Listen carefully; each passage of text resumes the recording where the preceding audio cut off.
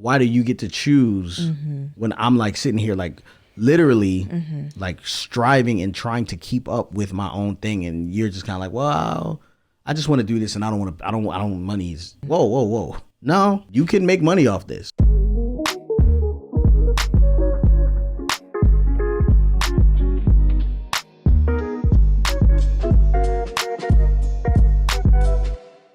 Hello, my name is Mrs. Melanin. And I'm Beleaf Mel. And this is episode 90 of How Married Are You? We almost had 100.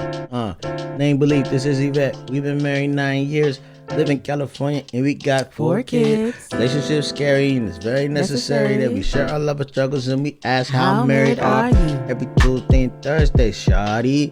If you're listening, you're in the wedding party. Sometimes deep, sometimes lighthearted. I don't know what else to say, so it's time to get it started. Look. It's chocolate baby story time. Hey, chocolate baby story time. It's chocolate baby story time. 1, 2, 3, and...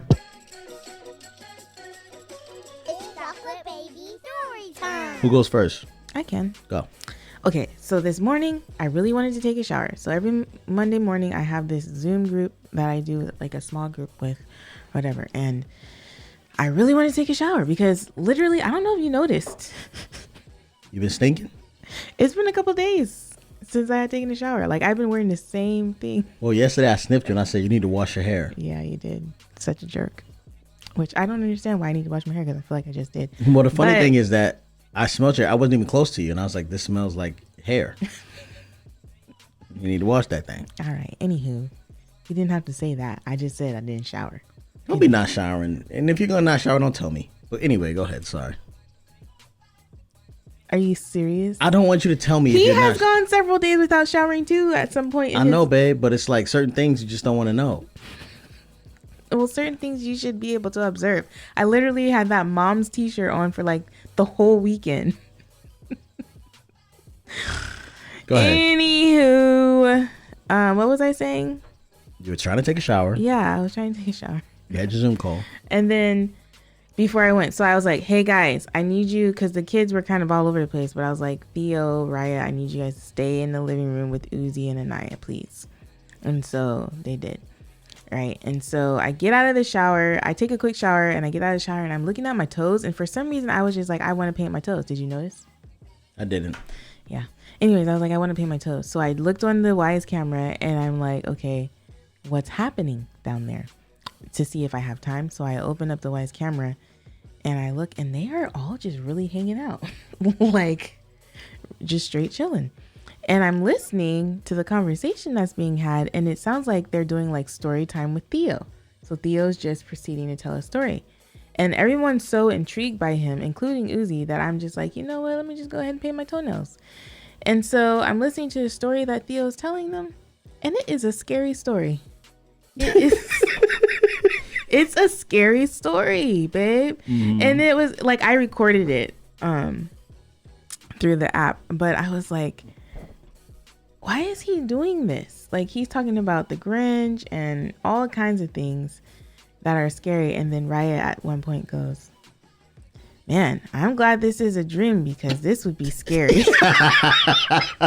I might even like put a snippet of Raya saying that in the podcast if I remember to do that. But yeah, it was like, I was like, man, is he this kid? Like, cause you know how there's always that one kid that's like either trying to scare you or tell you some kind of conspiracy theory or like just, you know. It's the big brother. That's what big brothers do. But I'm like, shoot, when your little sister wakes up in the middle of the night screaming, I'm putting her in your bed, boy. You know what's crazy? Theo will go in there and console her if he has to. I know he will. He's such a good big brother. Gosh. Yeah, so my chocolate baby story time is, you know, I'm here, but I'm not here. You know what I'm saying? So today, Yvette, all she did was go check the mail. And when she came back in the house, Anaya was losing her mind. She was losing her mind because I told her to go potty. Every time she gets told to go potty, she acts like it's the end of the world. Yeah, like it's like she just can't take it. And so she just throws, she's screaming. And then I just was like, Naya, what is wrong with you? And she was crying, holding her head on the toilet. She goes, I don't know. She said, I don't know. Yeah. And then I looked at the camera and I said, it's okay, guys. She's just 3MSing. 3MSing. 3 meltdown symptoms. Screaming uncontrollably, stomping your feet, and slamming doors. That is my makeup. And I know some of y'all are triggered, and your feminism's gonna perk up, and you're gonna try to find a reason to find that wrong. But it is funny. And I will have it no other way. It is funny and it is accurate. It's very accurate because I'm like, hold on a second. Is this on autofocus? I don't think so. Did you change it? I did not. That whole thing might have been blurry last. It was a little bit blurry. Oh well. So yeah, 3MSing. Yes. That's the term I came up with to describe where Anaya is at right now. And let's just say that terrible twos is no longer a thing. It's terrible threes. No, terrible twos are a thing. I haven't. Has that been our experience? Because I don't remember Anaya being so terrible at 2. And I wasn't that bad at 2. 3's always worse. Mm-hmm. But nobody really seems to talk about the 3. Mm-hmm. Year 3, Yeah, I feel like. I always say my favorite age is 18 months to 3 years old. Mm-hmm. And after that, Anyway. Yeah, all right, let's move on. Okay, cool. Today's topic. Okay, so today we're talking about a few different things. We're talking about our recent conversations. So we've been watching The Last Dance, Michael Jordan's, the documentary about the last year the Bulls played. It was a phenomenal documentary. It was like all the things you wanted to know. I remember watching the TV, looking at this with my dad, like watching the 97, 98 season and like being there, just watching it, for the most part. Because I was in California, during that time. And I just was like so in awe of Michael Jordan, and getting to see the behind the scenes to all this is just like, man, I'm so glad I'm alive to like actually experience what this seems like, because now we are all in a stage of like somewhat of a competitive nature, with business or with work or, maybe even sports if that applies to you. And so I've been like getting activated by this documentary and trying to like see if Yvette can relate in any way. And we have been having really deep discussions about who I am as a man, who I am as a businessman, who I am as, who Yvette is and who she is as a businesswoman, a mother, a creator, a wife. And we started talking about Enneagrams, and we started talking about all these different things. And we basically have been arguing or having like these really intense conversations every day for the past 2 weeks. It seems like one time, like we talked for like 5 hours. You know what I'm saying? Like I got no work done, and I can't really work when my life is in shambles. It just does not work that way. This needs to go. Okay. So, yeah, we're gonna talk about The Last Dance. We're gonna talk about where we're at on the Enneagram stuff, and we're also gonna talk about what we decided to do about our problems. Yeah. So when I watched The Last Dance, so there's 2 things happening. There was salivation happening, and then there was like disgust. I don't know if disgust might be too strong of a word, but Glen was like, yes, yes, yes. And I was like, I think you're being overdramatic. No.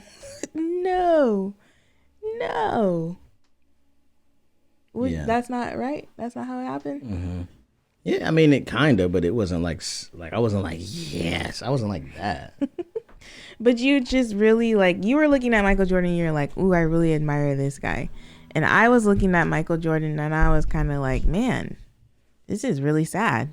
Like this is just really sad.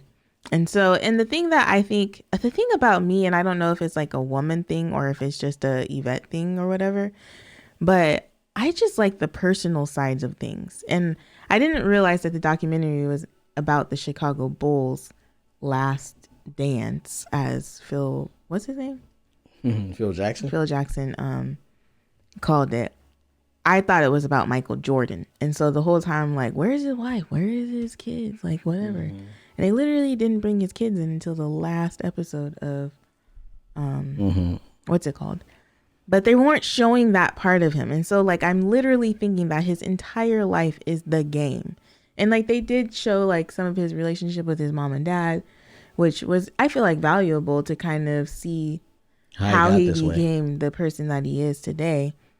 But I was just really, is that the music? I think we can hear it. Yeah, it's okay. Just keep going.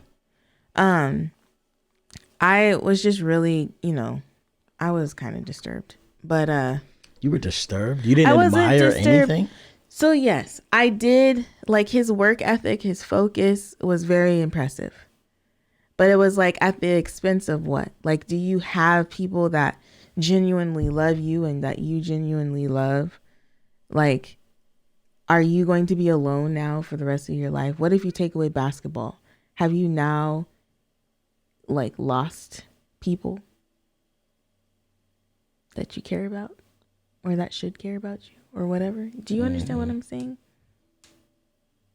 No. Yeah, I know. Because you are who you are and I am who I am. Yeah, so, I mean, if I think that way, I'm like, okay, so what is your idea of someone who is, like, killing it? You know what I'm saying? Like, if someone is doing well at their job, because I guess it's known that Michael Jordan is an Enneagram 3. Which is crazy, y'all, because I'm an Enneagram 3. And so I'm like, okay. So when I did find that out, when I found that piece out, so I don't know how much y'all know about the Enneagrams, and we're not necessarily out here like pushing it on you.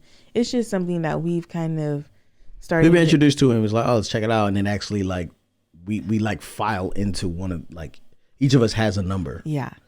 That is like really us. Yeah, this is not a biblical thing. And it's so don't take it as like, it's just something that's kind of like fun and interesting, and it's something that is a really good topic of conversation. I feel like it's a tool that we're using to gain more insight about each other.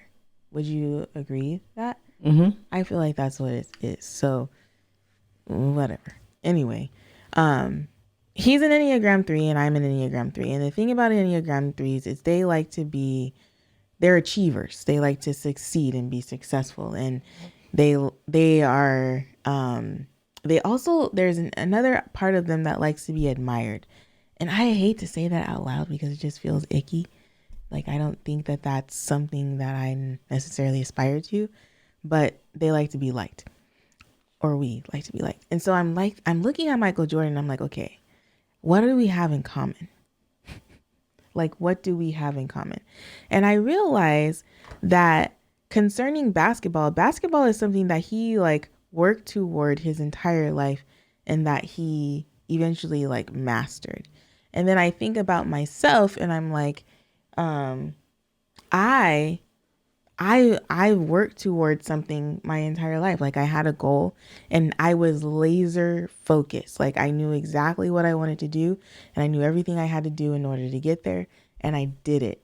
Right. And Michael Jordan was the same way as far as basketball. But when he got into his like basketball thing, he was just so like, I felt like he was just mean and like, and it's the thing is, I'm not trying to like take away from the fact that the way he was actually developed better athletes in his teammates, I would say. Like, a lot of them in the documentary were saying how they like it was kind of a pain to get through, but they do appreciate how he helped them become a better athlete or even person, some might say. But anyways, I was just looking at him and I was like, man, like, does he value relationships at all? Like, does he care about like being friends? And he really didn't. He really didn't. He more so was interested in challenging people. And I don't know. I don't know if that's I would fair disagree thing to with say. that. I know.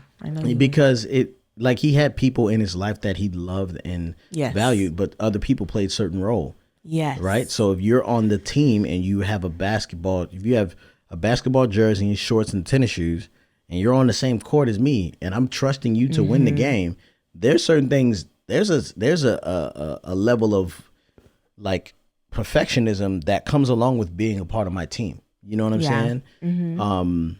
Or any team that I'm on. Like, I'm going to get the best out of you because you're gonna be a solution to the problem, not a problem. And he didn't have that issue with Scottie Pippen most of the time, because Scottie Pippen was amazing. You know what I'm saying? But other players, like, and that kind of, like, when you say that, it's like, what's the cost of being liked? Like, what is that worth to you? To me, are you asking me this question? Because it's like, that's your gripe, is that he was mean. And it's kind of like, why was he supposed to be nice? And so for me, I'm a 3-wing 2, and 2s are usually like helpers. They're people who want to, you know, bring people along or whatever. And so I'm kind of thinking that he might be a wing 4. But anyway, I'm saying that to say that I'm someone who likes to care for the person and like help, and I feel like, I don't know, y'all. I feel bad for judging him, because I'm sure, I don't know. Overall, I really enjoyed the documentary and the insight that I got from him. I feel like I took some things away from just his focus, and like one of the things was with the whole Scottie Pippen thing, where Scottie felt like he should have been paid more money. And he was like, man, that's not it. Like, people were trying to pull Michael Jordan into that conversation, and Michael was like, that's none of my business. Like, Scottie can handle that battle himself type situation. Whereas I feel like I would probably be advocating for Scottie. But the rationale behind that is, it really is none of his business. Like, he had nothing to do with that, and it's not his responsibility to negotiate Scottie's contract when Scottie's the one that signed the contract. And so I did kind of appreciate that, because I feel like sometimes I get pulled into things that really are none of my business. Shut up. They're just none of my business. And it's like, dude, why am I? And I was listening. I think I wrote it down. Hold on. Oh, maybe I didn't. Oh, I randomly was in this Zoom call today that was it was called the quarantine clean out, and it's basically like your schedule, how you're gonna re-navigate your schedule during this time or whatever. But anyways, one of the questions that they asked during this session was, how is this specific activity serving my life? Like, when you're doing things, when things are taking up your time, how is it serving your life? How is my life serving me rather than the other way around? And I was like, and just kind of reflecting back on that whole aspect of it, I feel like I do a lot of things that just aren't serving me well. Or us. And they're distractions. And I think that the thing that Michael Jordan is he was just laser focused, and he knew the goal. He knew, like, all he wanted to do was win and like really be an excellent athlete. And that was what attracted me, because I was like, this guy knows the point of what he is supposed to be doing. Anything that's going to make his game better, he is willing to do. Anything that's going to make the team's game better, he's willing to do. And even if you hate him for it, he's willing to do it. That reminds me a lot of fatherhood, because like, I'm willing for you to hate me. Your child. Right now. My child. I'm willing for you to hate. It's not just fatherhood, it's parenthood. Right? Yeah. But I feel like in our relationship, it would probably lean to more you. Yeah, towards me. I need my kids to like me. Yeah, I do not. I know. Yeah. I'm like, you bored? Good. Imaginate. Use your imagination. Lord. So, yeah. So, like, when Raya, or Theo, like, does something, I'm like, cool, man. You about to hit these planks. 2 minutes.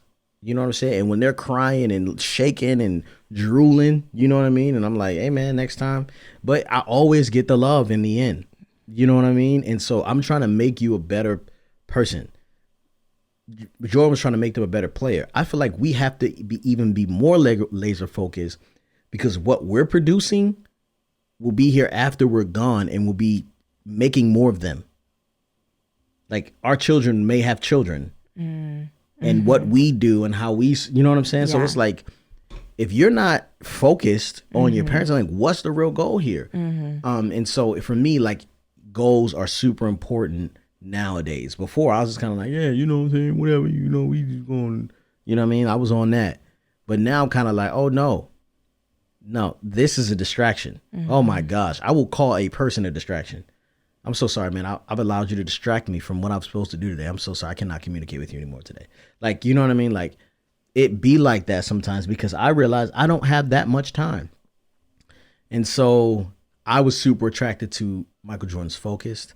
I was super attracted to how he, like, just understood that he was willing to do whatever it took. And I feel like that's how I need to be. And for me, it communicated a lot of things where I was just kind of like, man, I'm having issues in our relationship because, like, I can't move forward in good knowledge without knowing that you're good.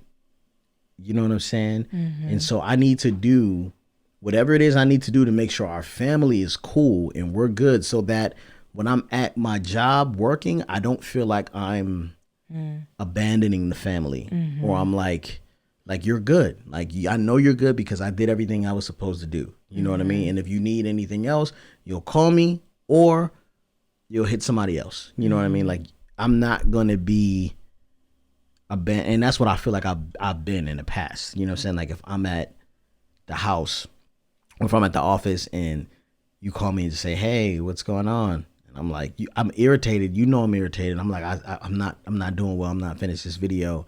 And then you're like, okay, well, I'll talk to you home. We'll see you when you get home. And I'm just like, oh my gosh. Like, I'm supposed to be the guy that's there. And so I'll let that type of stuff beat me up for days. And so what I loved about The Last Dance is that they had a goal. You know what I'm saying? And so we started to talk. And I really do not care if people, like, I want people to like me and to be nice, but if you don't, it puts you on the other side. So I don't have to worry about you anymore. You know what I'm saying? Like, I don't care if you like me, you know? I know that everybody don't rock with everybody. Some people, you just not their people. You know what I mean? Like, it's like Michael Jordan was okay with, like, the media being like, yeah, man, your job is to stir up controversy. Like, I'm okay if you feel like that. And I'm okay if these fans, like, he's a great basketball player, but people literally boo him every night from other teams. People hate him, you know? So he's kind of like, yeah, some people hate me, some people love me, but my responsibility doesn't change regardless of who's where. And so I want to be that focused. And I needed you to understand that. And so our conversations were, so much of it was about, I don't even know, man. We were just talking a lot. You want to expound on any of that?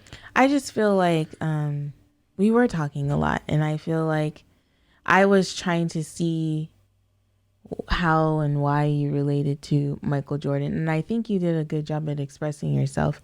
And when you couldn't, you found other ways to express yourself through other things that you were listening to. Which one of them, I feel like the E.T., is that his name? Yeah. E.T., they had a conversation about Michael Jordan, they had a conversation about The Last Dance. And it was called load management. Load management. And he was talking about load management, and I feel like that was a really good, I can't remember what he was saying though, dang it. What did he say? What did he say about load management? What was the main gist of it? It was just that like he could only do what he could do. So he didn't want to worry about anything that wasn't his responsibility, like the whole Scottie Pippen thing and, you know. Yeah. I don't know. I just felt like the way that they expressed it, which we'll try to link it below. Yeah. But the way that they expressed like why Michael Jordan was the way he was and why he was so focused kind of gave me more insight than the actual documentary to you and why you might align with that way of thinking and why it's necessary, you know. Because I feel like Michael Jordan probably had that laser focus like then and maybe even some now, but he's also probably more freed up now to do more things. But the only thing is that I get nervous about is like, okay, now he's more freed up to do more things, but then who does he get to enjoy those things with? Like, are those people even still around to enjoy them with him? Like at the expense of family and friends or whatever. But it does sound like he was intentional about some of his relationships, but you know, for you, I get concerned because I feel like it's just us, me and the kids. What you mean? Like if I didn't pull you into community, I feel like, you know? Yeah. Yeah. I don't know. I feel like you distribute more Attention. I'm sorry, that's not the right word. You display more characteristics of Michael Jordan than I do. Elaborate. Yeah, so you display more like when you're focused, and it doesn't matter who's with you, who's without you. I'm getting this done. You know what I'm saying? Oh, I know I should be asleep, but I got this to do, and I have this to do. You know what I'm saying? And so where you've never seen me display those characteristics that tells you that I'm going to abandon the family. I've displayed characteristics that says I'm going to abandon friends or people who are outside of like my core. Yeah, and I'm talking about not the core friendships, but like center, you know. And for me, I feel like I'm the hunter or the like I'm just like the guy that goes out and does whatever it needs to happen so that we can enjoy the thing, right? And so I'm foregoing enjoying the thing so that I can make sure that the thing is still a thing. You know what I'm saying? While you're kind of like, you're never around for the thing. And I'm like, the thing wouldn't be here if I wasn't out here doing what I'm supposed to be doing. And so I was sitting there trying to like, hey, and this too. And you know what I'm saying? Like this, because I think you operate in a way that is like, my family and I exist to be a part of like the full community. You know what I'm saying? And so I exist to be around the family. You know what I'm saying? And so we were having this rift we just couldn't get over because I was just kind of like, listen, like I need you to understand that it's okay that I'm not going to be around for this. And you're kind of like, yeah, but you know, it just, I don't know like where, I want that to be as true as, and you've been getting better at this because we talked about like how you've been protecting my time and people have been asking me to do things and you're kind of like, I'm so sorry, he cannot do that. You never even know about him. Yeah, I don't know about it. When before it was kind of like, hey, such and such asked, and I'm looking at you like, you know what I mean? Yeah, I mean, I've even had friends hit me up and be like, yo, can you help edit something for this person over here at the Boys and Girls Club. And I was like, man, like, you see what I'm doing, and you know I don't even have time to hang out with you. Why wouldn't you protect my time? Mm-hmm. You know what I'm saying? Like, I get offended because I'm kind of like, yo, I don't have time for that. Like, I don't have time for that. And that's because I know the goal, right? And I'm still kind of murky. Like, it's blurry. I think the cool thing about Michael Jordan is that he actually seen it done before. And he knows he just had to be a little bit better than everybody. And he knows what the actual trophy looked like. I have no idea what I'm fighting for. Yeah. You know what I'm saying? So it's hard to me to figure out what the line is or when to, and I do need you there to guide me for sure. But I think we need to figure out how we're working together and not how I'm like, you know, sick. Yeah. You know what I mean? So we had several conversations.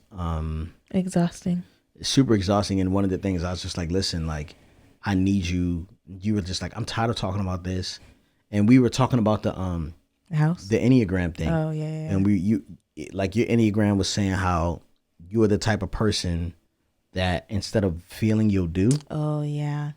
So one of the things that was saying, like, about being in a relationship with the 3 is that they don't, like, instead of feeling, they do. And so Glenn and I are having all these conversations, and I'm like, okay, what am I supposed to do? yeah. Like, I was feeling some kind of way, but it was like, okay, regardless of how I feel, what do I need to do in order to make him happy or to make him feel better about the situation? Yeah, because the argument we were having, and the thing I kept bringing up, was how she started Yvette Unplugged. Yvette Unplugged. And she started Yvette Unplugged, and I was like, okay. I don't think we've talked about this here. No, we haven't. But Yvette Unplugged is Yvette's own podcast.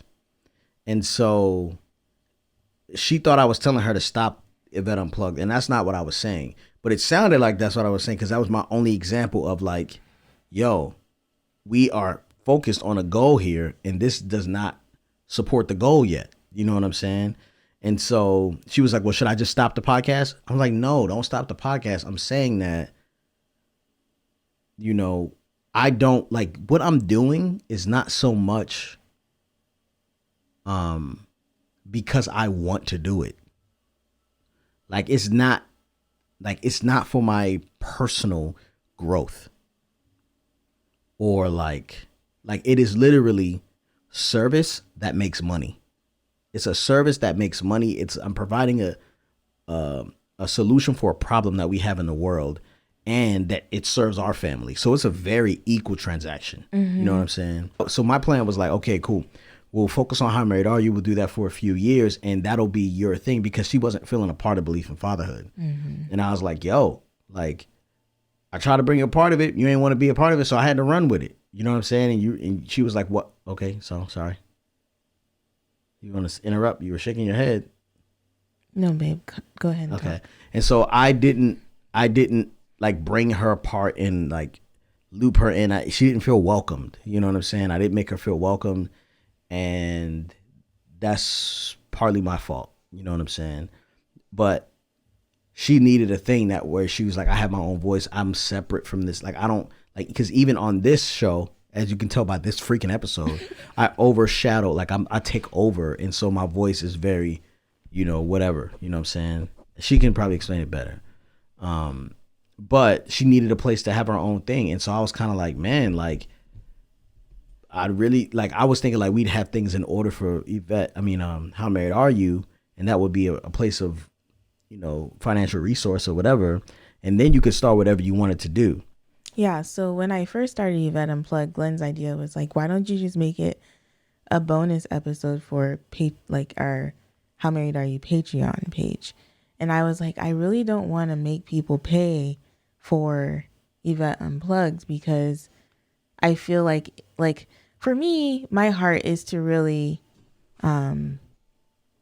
minister. I don't know if minister is the right word, but basically minister to the hearts of women in different stages of life, whether you're single or married or with kids or not with kids, or like even if you're like 18 years old, just fresh out of college or whatever. Like my heart is for women to like basically know that you're not the only one feeling the way you're feeling, and to kind of hear me process through a lot of the things that I am experiencing or thinking about or whatever. And so it just didn't feel right to make someone pay for that. And that was like our whole thing. He's like, well, why aren't you doing something that's going to like make money? I don't want to know. I don't know if I'm saying it the right way. No, that's not what I was saying. I was saying that's really awesome that you don't want people to pay for that. I don't have a choice. You know what I'm saying? So it's like, why do you get to choose when I'm like sitting here like literally like striving and trying to keep up with my own thing, and you're just kind of like, well, I just want to do this and I don't want monies. You know what I'm saying? I'm like, whoa. No, you can make money off this. You know what I'm saying? So let's make money. And so I think that was for me. I was kind of like, all right, I'm out. You know what I'm saying? Like I just kind of was like, all right, I can't do this. And I think we were about to stop this podcast. There was a moment where we were kind of like, do we even do this anymore? I don't know if that was a moment. It was a moment for me. Okay. It was a moment for me because to me, this was Yvette's idea. And I was thought this would be her like place in Beleaf and Fatherhood universe, kind of. But she needed her own thing. And I'm totally supportive of that. But I was like, okay, man, like I felt like, okay, either I'm listening to everything you're saying or I'm completely abandoning what you're talking about and I'm focused on my goal. And so whether it's Tuesday, Friday, Saturday, if I'm working, I'm working. I'll be home at a certain time, but if I'm working, I'm working. And I have to treat you how I treat everybody else, which I was not willing. I didn't want to do, but I felt like that's the mode I was going because I was trying to like, what is it, like accommodate you, but you were accommodating other people. You know what I'm saying? And so I was like, I'm so sorry, I can't accommodate them people. Like I'm okay with people being like, you know, weird or not understanding me, like, you know. Yeah, and so I'm getting a little bit like I'm starting to feel them. Like slowly but surely I'm starting to understand Glen's mindset, and even just the idea of protecting my time and the things, because I'm realizing that I am not being like I am what is it, like I'm lost. If that's the word I'm looking for. What? I was just gonna say, like, I think you are realizing that some things are gonna serve you and some things aren't. Yeah. And you're used to being like, yes, I can do that. Yeah. Yeah. I'm a people pleaser. You're a people pleaser. And I would have never, like years ago, I would have never said that about myself. But my actions are completely demonstrating that I'm a people pleaser. And I'm realizing that it's okay to please myself. Yeah. It's okay to be please your husband. Or I'm up in here. Or to you know, you're not gonna say it? Yeah, or to please my husband. It's okay to please my husband, y'all. Goodness gracious. Anywho, yeah. And so I'm starting to listen to Glen. I watched the documentary. I'm hearing what Glen's saying. I listened to that. I'm telling you, that podcast from E.T. And even the podcast that you did with the young lady was just really... Take Nothing When I Die. It's called Take Nothing When I Die. I linked it in the last episode. I can link it again here. Yeah, it's really good. As well. But it's just like my mindset is starting to shift a little bit at a time.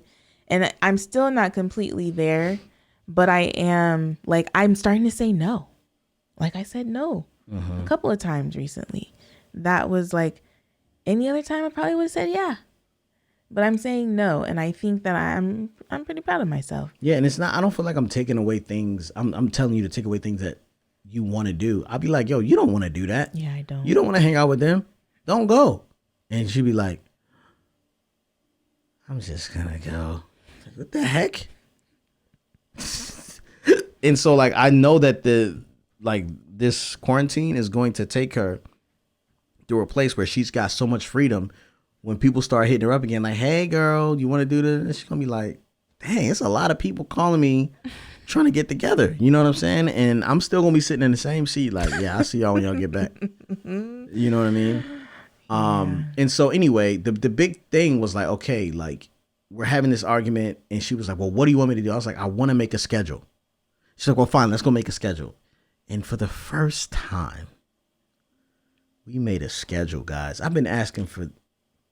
It was not the first time. I gave you a schedule. You gave me your schedule. You asked me for that. I asked you. Okay, the first time we made a schedule that wasn't including Michael Jordan over here. Okay, it was a family schedule that included the whole team. This is the triangle, guys. So anyway, we came up with a plan for the family that allows me to help out with homeschool. It allows me to have chores that I'm supposed to be doing every week. And like just stuff, guys. This is really big for us, man. Because I've been like, yo, we need this. And I just want to see what happens when we stick to it, you know? I feel like this is going to be really good because now I can say I did my part.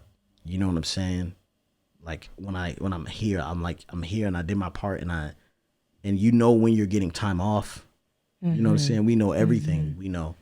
So don't quit on me. I know you're tired, but you gotta give me some more oomph. Oh, you're talking about right now? Yeah. I'm so tired. So what's happening is so a part of the schedule, and we're past my bedtime. That's what it is right now. Okay. I didn't realize it was past my bedtime. Let's end it. But a part of the schedule is I wake up at 5:30 and I go to bed at 10. And so it's past my bedtime. Anyway, yeah, I'm looking forward to the schedule. I'm realizing, I'll share this other quote with you guys. It says, you do not rise to the level of your goals, you fall to the level of your systems. And that's from the book Atomic Habits. But I feel like by James Clear. I feel like that is a good thing for me to have heard today, because given the schedule that we just established, I feel like it's going to help create habits that I feel like will really set us on the right path. Yeah. To something. Yeah. Whatever the goal is. And the thing is, like, the problem is, like Glenn said, there is no like Michael Jordan knew what the trophy looked like, you know, and we don't really have that here. Yeah. And it's hard because I don't know that, like, Glenn does a really good job communicating his vision and everything with belief in fatherhood. But it's like, Yvette, like even this morning, I don't know if I shared this with you, but I was reading about helpmates or not helpmates, but I was just reading that verse in the Bible. And I was like, I wonder like what kind of helper I'm supposed to be. Like, what does that look like for me to be your helper? And I don't know. I just feel like it's not like, I just need things to be written in black and white. And I don't feel like that's the case here. And I don't know that it ever will be. I feel like it's something that I'm going to have to feel out as we live together for 50 plus years. And that's what I was going to say too. It's like, there is no championship trophy. The goal for people like you and I in this season is repetitiously hitting the daily goals. Because when you do that, overall, you're going to have a body of work that supports where you're at, right? So the rule of 5, John Maxwell, right? If you want to chop down a tree, you can go out there for 12 hours and swing the hammer and swing the axe until the tree falls. Or you could take 5 swings every day. In a month, the tree is going to fall down. You know what I'm saying? But if we do the same things every day, so I know I need to make content every single day, right? The kids need to eat every single day, right? There's certain things that we got to make sure we're hitting, because if I put up enough content, I might be on the Red Table Talk one day. You know what I'm saying? Like I might be on Ellen or whatever. Those aren't the goals, but that's just a byproduct of work. You know what I'm saying? And if you hit the goals with your whatever, like we fight those little fights Uzi will be on the schedule. You know what I'm saying? And I might be eating some vegetables. Like, it just depends. You know what I mean? But these are what we're working toward. So, like, I feel like we're and right now I feel like we're once again in the beginning of Belief for Fatherhood, and I'm kind of like, we can't, like, I'm trying to bring you aboard this time. You know what I'm saying? And I'm like, you know what I mean? So anyway, tomorrow's a big day. Okay, so tomorrow in your time and tomorrow presently, we have our first therapy consultation. It's only like 15 minutes, but we're going to do a Patreon episode talking about what we're expecting, how we're, you know, excited. If we're excited, what we're looking forward to getting into. And we're going to ask, I don't know if the therapist is going to let us. We'll ask him. Yeah, ask him if we could record some of the sessions, and we'll put that up on Patreon if we're allowed to. But we'll be debriefing hopefully after each thing. And so I guess someone told me that if you're both upset after the therapy appointment, then you know you got a good therapist. If one of you are happy, it's not a good therapist. Really? Yeah, if one person is ecstatic, like, yeah, this is going to be great. And the next other person's kind of like, oh my gosh. But the thing is, I feel great when I'm challenged. Really? I do. Do you feel great when you're held accountable? Yeah, that's what I'm saying. Challenged and held accountable, same difference to me. Yeah. I don't know. Not by me. Well, that's different. Yeah, okay. I'm like, oh, excuse me. Anyway. I just love your little cheeks. Do we have a How Married Are You? How married are you? Okay. I'm so married that I had a prank that was going to terribly ruin your life. This was a prank that was so good. It would have had an amazing effect, and I did not do it. I was plotting on you. I was watching you, and I can't tell you guys exactly what it is because I'm going to do it on Belief in Fatherhood. Hopefully I'll shoot it tomorrow. But man, it's a good one. Y'all, I probably could have had a heart attack. Yeah. I probably could have been at somebody's hospital. It was bad. Not me. And if I didn't get hurt, somebody else would have got hurt. Yeah. Like, it is so good. And like when I do these pranks, I have to like test them out and try. So I've been working on it for a while. Like when I did the teddy bear prank, I had the teddy bear for like 2-3 weeks.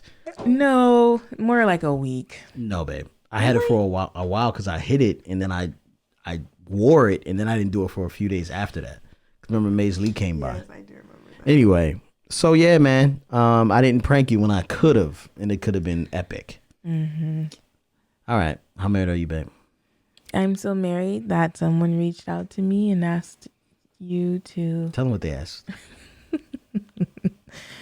Glen is like resident videographer, so this person was asking for Glen to help them make a video for their mother. And what? That's so crazy. Yeah. And I was just like, I'm so sorry he is unavailable. And yeah. And I've been doing that.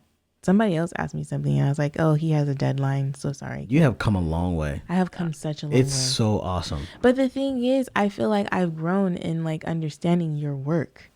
Oh man. And I forced you because like she used to be like, babe, who's going to edit the podcast? Oh. And I'm like, the person that sat right next to me. And I like forced her to do it. And she's gotten really good at it. And she edits all the podcasts, y'all. Yeah, I edit all of them. But like she understands like what it takes. I do, y'all. I feel so bad. Babe, I'm so sorry. Cause he be burping in the mic and doing all kinds of stuff. And he used to fuss at me for that. And I'd be like, just edit it out. But now I understand. It's not just a matter of editing it out because you don't necessarily want to have to listen to the whole podcast again. You just want to be able to like, So it's just. Man, I used to get so like, and that's why I know I loved you. Yeah. Because like, I was like, oh, I'm just going to not let her understand. Like, she's just not going to get it. And I'm just going to have to be okay with that. And that's love, y'all. That is love, man. Because anybody else, I'd just be like, I'm not doing this with you. You know? And we've come a long way, babe. We came a long way. We got a long way to go. We got a long way to go. And that's just how married we are.